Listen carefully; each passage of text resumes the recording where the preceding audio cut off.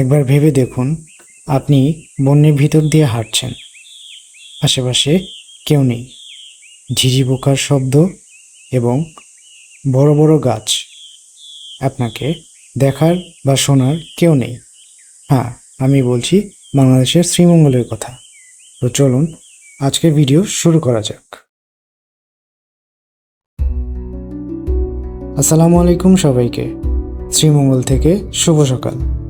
আপনারা যারা আমার আগের ব্লগটি দেখেননি তারা চাইলে দেখে আসতে পারেন। নিচের ডেসক্রিপশন বক্সে লিঙ্কটা দেওয়া থাকবে।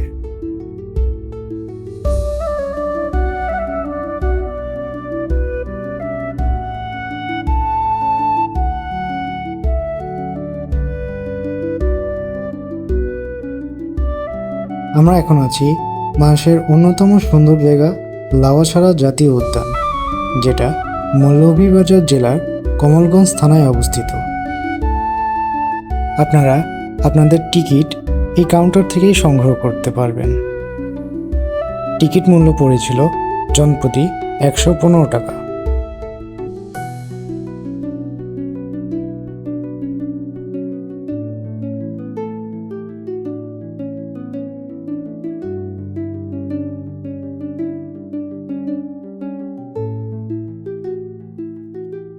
এটি লাউয়াছড়ায় ঢুকে প্রথম দৃশ্য। সারি সারি বড় বড় গাছ দাঁড়িয়ে আছে আপন মনে, আপনাকে মুগ্ধ করবে বারবার। লাউয়াছড়ার জাতীয় উদ্যানের মূল ভিত্তি এই গাছ। লম্বা লম্বা সারি সারি গাছগুলো হাজার বছর টিকে রেখেছে এই জাতীয় উদ্যানকে।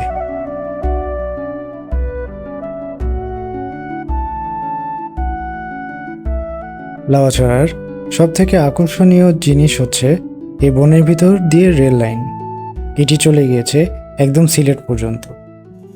এই রেল লাইনেই শুটিং হয়েছিল হুমায়ুন আহমেদের আমার আছে জল, যেটা দাঁড়িয়ে আছে এখনও জীবন্ত হয়ে। এছাড়াও 1955 সালে শুটিং হয়েছিল হলিউডের বিখ্যাত movie around the world in 80 days.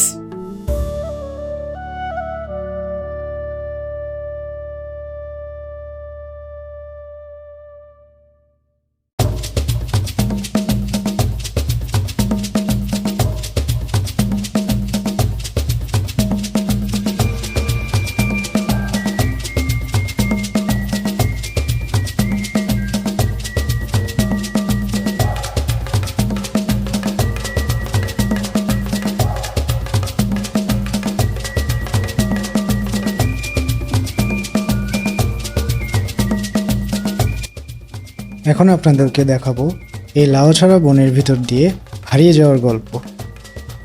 এই পথ ধরেই আমরা চলে গিয়েছিলাম বনের ভিতর। সারি সারি লম্বা লম্বা গাছ এবং ঝিঝি পোকার শব্দ। আশেপাশে কেউ নেই, শুধুই আমরা। এ যেন এক গহীন জঙ্গলের প্রবেশ।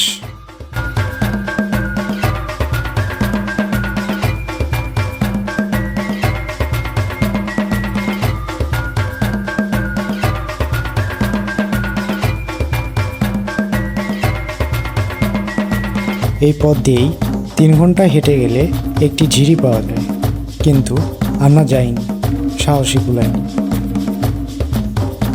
জাতীয় উদ্যানে বিভিন্ন প্রকার প্রাণী বসবাস করে, তাই আপনাদের পরামর্শ দিব সাবধানে চলাচল করার।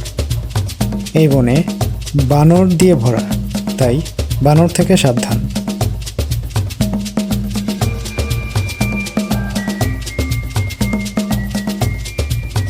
সত্যি বলতে আমরা এই বনে হারিয়ে গিয়েছিলাম।